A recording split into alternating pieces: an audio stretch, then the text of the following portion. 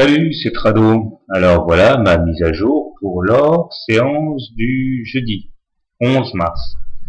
La séance d'aujourd'hui est assez décevante compte tenu des espoirs qui avaient pu être nourris, notamment par votre serviteur.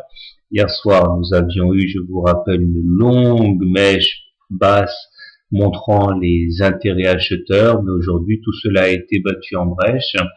Et ceux qui ont opté pour l'option que je mentionnais hier, l'option baissière, sont très contents, puisqu'un simple contact avec la M7 a suffi à déstabiliser les acheteurs, à casser la M20, à casser le canal noir que je signalais hier, et j'ai été obligé d'ajuster un nouveau canal rose ici pour comprendre ce qui a suscité l'arrêt de la baisse et de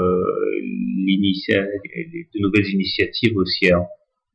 Il demeure que c'est vraiment préoccupant à court terme, puisque résultat des courses, le MACD aujourd'hui croit son signal à la baisse. Le momentum va vraiment avoir du mal à éviter le contact avec la zone négative, tandis que le stochastique n'en finit plus de foncer plein sud.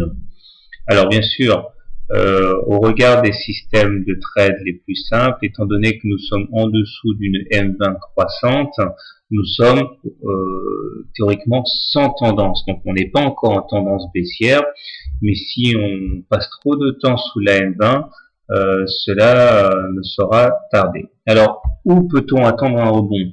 Alors, je l'ai dit, il semble bien que ce canal rose ait suscité l'intérêt des intervenants. J'ai également tracé une fourchette d'Andrews orange dont la médiane, objectif naturel, inviterait les cours à aller chercher les 1094 par là. Cela correspondrait aussi plus ou moins avec une zone de résistance, en l'occurrence la Bollinger inférieure, le super trend et le précédent support à 1089.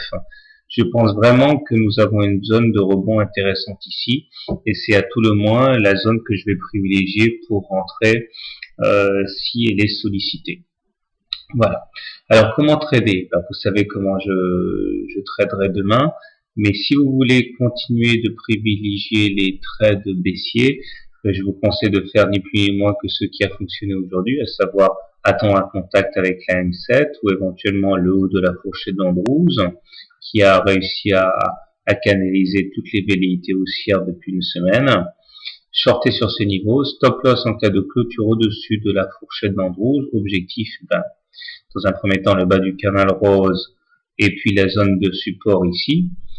Et puis si vous préférez acheter, eh bien soit vous achetez au contact, je pourrais éventuellement acheter au contact du canal rose avec un stop loss en cas de clôture sous le canal rose, objectif une nouvelle rotation, ou alors ce qui a ma préférence, plutôt attendre la zone de résistance de support ici.